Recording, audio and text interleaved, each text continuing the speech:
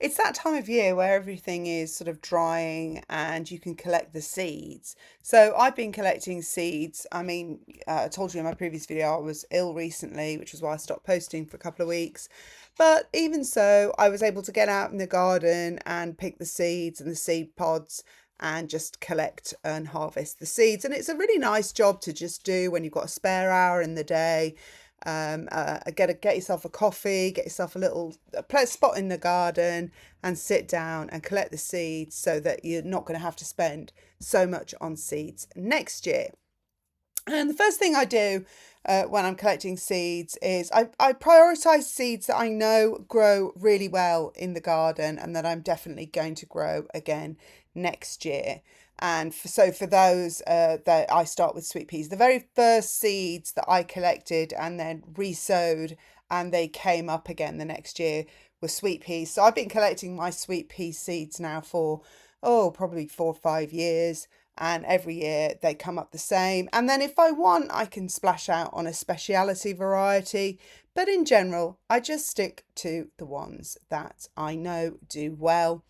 I also tend to harvest seeds that self-seed in the garden. So things like foxgloves, nigella, nasturtiums, because I know they're going to grow back again the next year. And I know they've probably already dropped enough seeds to come back next year. So then I will harvest more seeds so that I can grow them, say, for instance, in a different part of the garden, or, give them away to friends and family. So, or just succession so with them, because obviously when they self-seed, they just all flower at the same time, and you may want a succession of them. So you can harvest the seeds and then succession sow them so that they don't all flower at the same time in your garden. It's just creating those kind of systems that work in your garden. So when I'm collecting seeds, I basically use my trusty foil trays. So these ones, again, I've recycled them again.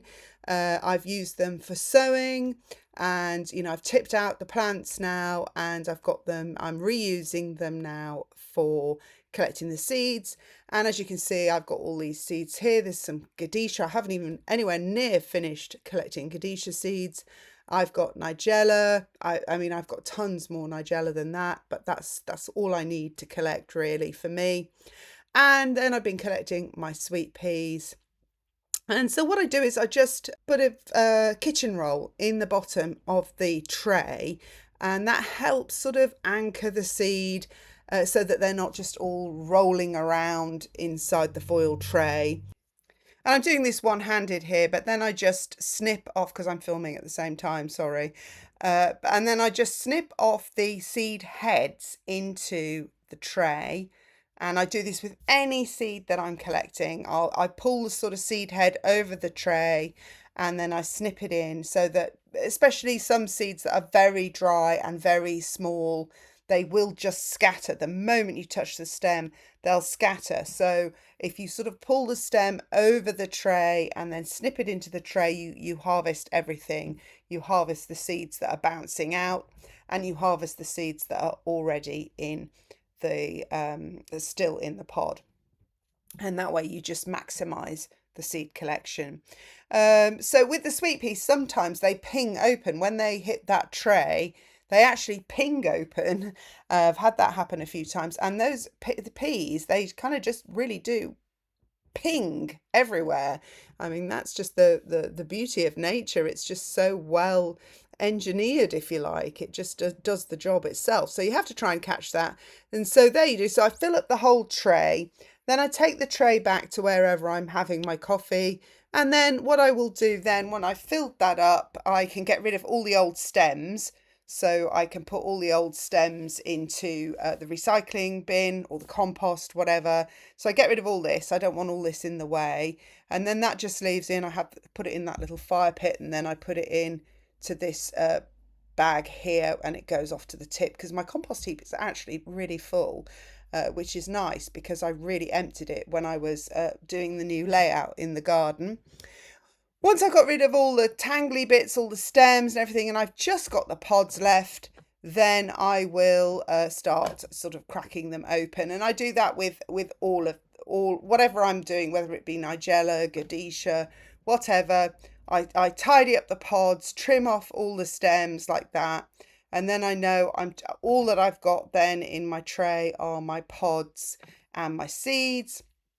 And then as I crack open the pods, then the seeds fall to the bottom onto the kitchen roll, and I can discard the dry pod. If any of the pods are green, I just put them on the table over here, as you can see, and they will literally dry and brown overnight. Now, the reason I don't put them straight into the tray is because you don't want to add that moisture to your jar or your envelope, however you're collecting your seeds. I'm starting more towards jars simply because I have so many, but with seeds that I have fewer of, I still use just a plain white envelope, or I say white, it doesn't matter what color. I just happen to have a load of white envelopes.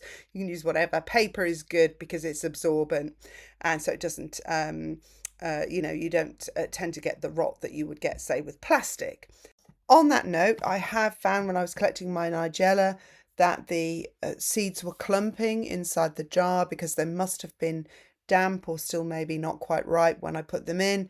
In that case, what I did was I tipped them out back into a tray with kitchen foil on, just one of these, and I left them to sort of dry in the breeze and everything until they would, and then I put them back in the jar.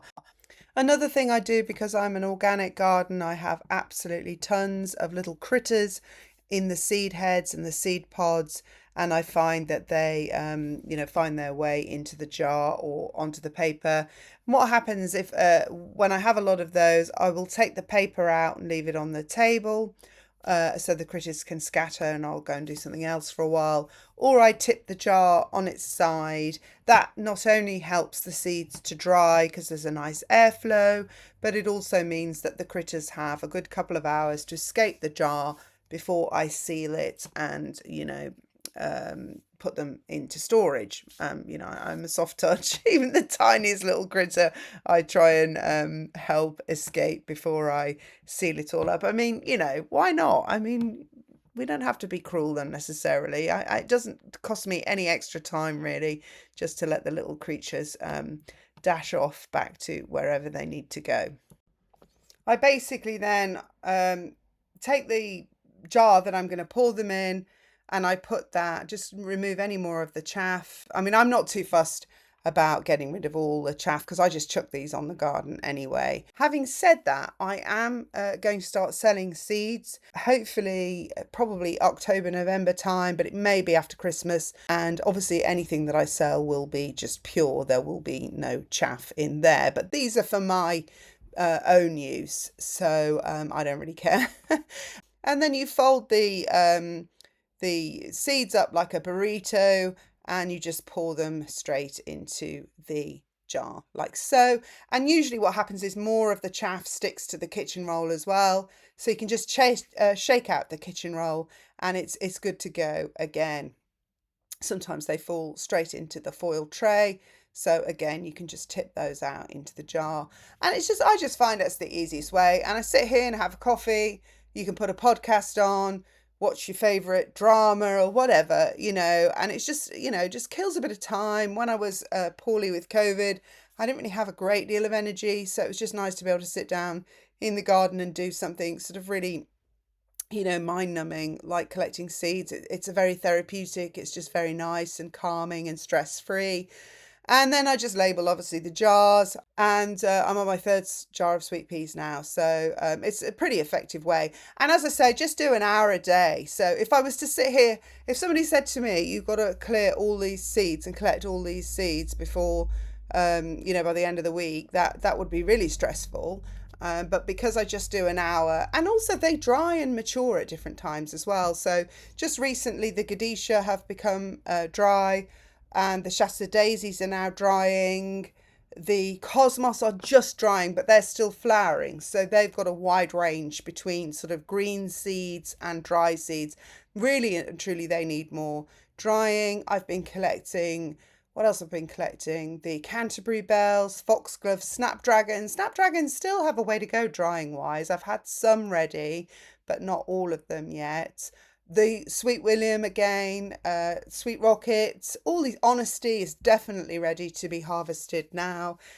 So yeah, so just it's just a really simple system and a really nice job to do in between other jobs, you know, and you just want to sit down in the garden and relax a bit. You're almost not even working. It doesn't feel like work. So yeah, that's my system for collecting seeds. And as you can see, I've collected a lot and I still have many more seeds to collect yet. So hope this video helped you, gave you some ideas about how to organize your seed collection, and I'll see you again in my next video. Thanks for watching. Bye.